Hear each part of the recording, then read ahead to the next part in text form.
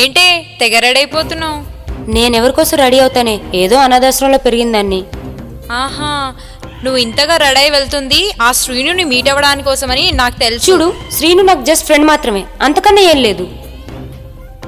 ఆహా, నువ్వు శ్రీనుని మీట్ అవ్వడానికి కోసం ఇంత హోమ్లీగా రెడై వెళ్తుంటే మాకు అర్థం కాదనుకుంటున్నావా? షటప్ శ్వేత, ఏం మాట్లాడుతున్నావు నీకు అర్థమవుతుందా? ఫ్రెండ్షిప్ అంటే ఊరికెళ్ళడం, బైక్ పై రాసుకు పూసుకు తిరగడమా? నేనెప్పుడు పల్లెటూరు చూడలేదు కాబట్టి శ్రీనుతో వెళ్ళాను. మరి బైక్కి రాసుకుని పూసుకుని తిరగడం ఏంటి? చూడు, నేను పల్లెటూరుకు వెళ్ళాను కాబట్టి శ్రీను బైక్ ఎక్కాను, అంతకుమించి వెళ్ళలేదు. అస్సలే బైక్ మీద ఇద్దరు, అందులో పల్లెటూరు, అంత కూల్ క్లైమేట్లో XYZ అయిపోయి ఉండవా? ఏం మాట్లాడుతున్నావు నీకు అర్థమవుతుందా అసలు? నేనేం చేస్తున్నానో తెలుసుకోవాలంటే నేను ఇప్పుడు వెళ్తున్నాను, మీ ముగ్గురు నాతో రండి. నువ్వు వెళ్ళే ప్రతి చోటకి నీ వెనక హచ్చుకుక్కలా రావడం మాకు అవసరం లేదు. దాని సంగతి ఏమో గానీ నువ్వెందుకు శ్రీను మీద అంత కాన్సన్ట్రేషన్ తీసుకుంటున్నావు? We are just friends. It's not friendship, you are in love with him.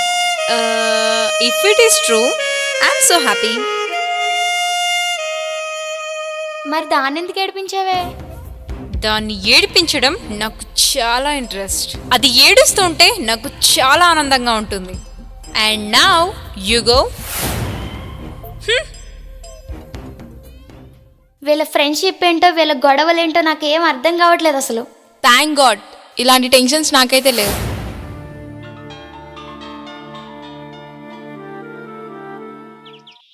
Hello. Hello, hi Ritika, Srinu. ఎక్కడున్నావు? నేను బయట ఉన్నాను. నేను నీతో కొంచెం అర్జెంటుగా ఆఫీస్ విషయం గురించి మాట్లాడాలి, నాకు కలుస్తావా? నీతో మాట్లాడే మూడ్ లేదు శ్రీను.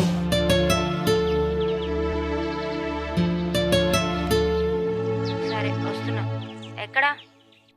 మనం ఎప్పుడు కలుస్తాం కదా, అదే ప్లేస్. సరే. ఓకే, నేను వెయిట్ చేస్తాను.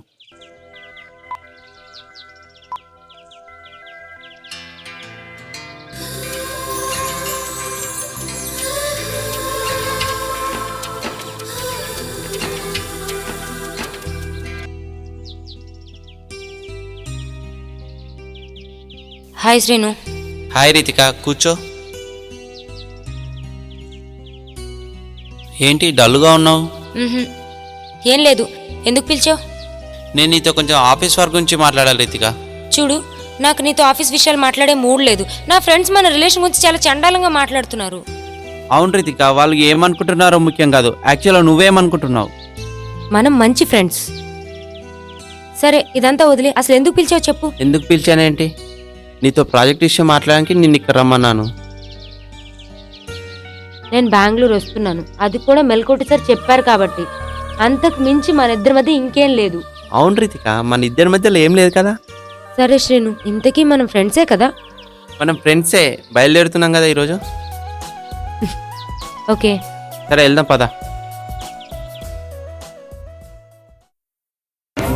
ఏంటి శ్రీనుతో ట్రిప్ అనగానే పార్లర్కి వెళ్ళి మెహందీ కూడా పెట్టించేసుకున్నావు?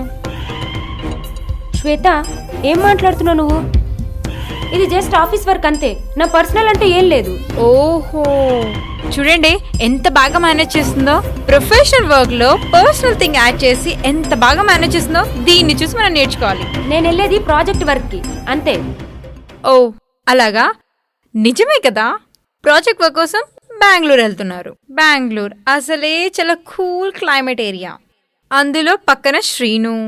Okay room, okay bed, okay bathroom. Enjoyment అంటే దీన్ని చూసి మనం నేర్చుకోవాలి కదా. ఏం మాట్లాడుతున్నావే?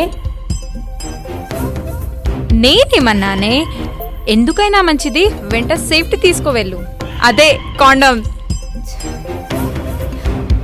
చూడు శ్వేత, నువ్వు అనుకుంటున్నట్టు ఇక్కడ ఏమీ లేదు. అదన్న దాంట్లో తప్పేముందే, ఎందుకైనా మంచిది తీసుకెళ్ళు సేఫ్టీగా.